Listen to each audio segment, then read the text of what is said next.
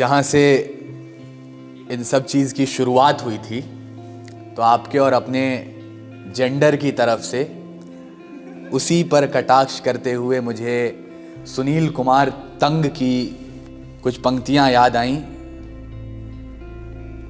किसी भी वास्ते मुल्क से गद्दारी नहीं करता, फनकारी तो करता हूं अदाकारी नहीं करता। वफादारी का ये आलम है कि सब कुत्ता समझते हैं, यही सब सोचकर मैं भी वफादारी नहीं करता। लेकिन जो कहा गया यहां आपके इस मंच से, उसमें एक बात बिल्कुल सत्य थी।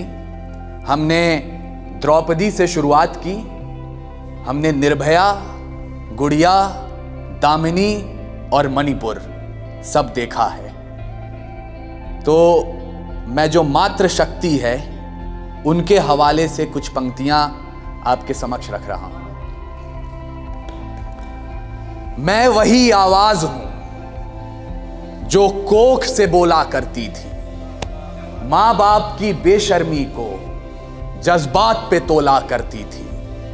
कल तक मैंने गाया था कि भ्रूण हत्या पाप है, भारत मां के माथे पर यह बहुत बड़ा अभिशाप है।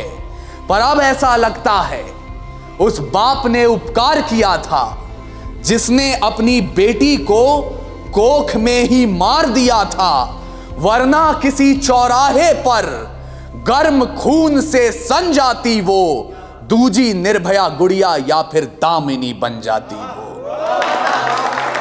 ये आवाज सुनी है क्या इस देश के बहरे कानों ने, विधानसभा खुदाओं ने या लोकसभा भगवानों ने?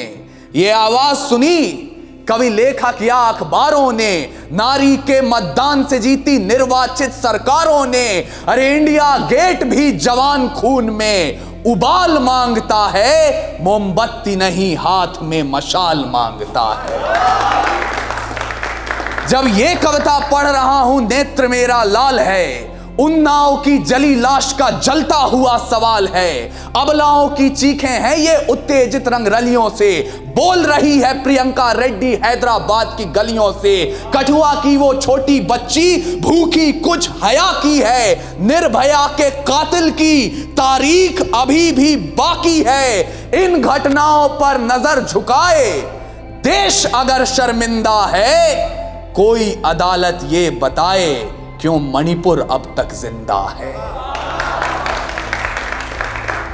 ये मैंने इसलिए कहा क्योंकि निर्भया हत्याकांड यदि आप लोगों ने डीपली देखा हो तो जुवेनाइल डेलिक्वेंसी के तहत एक 17 साल के लड़के को छोड़ दिया गया था। उसे छोड़ा क्यों गया?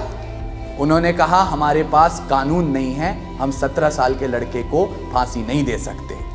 राजस्थान से विनीत चौहान जी ने एक बात कही थी जो मेरे जहन में अभी भी है, और चूंकि आप लोग यहां आए हैं, आप भी अपने जहनों में लेकर जाइए स्ट्रिंजेंट लॉज की आवश्यकता क्यों पड़ती है।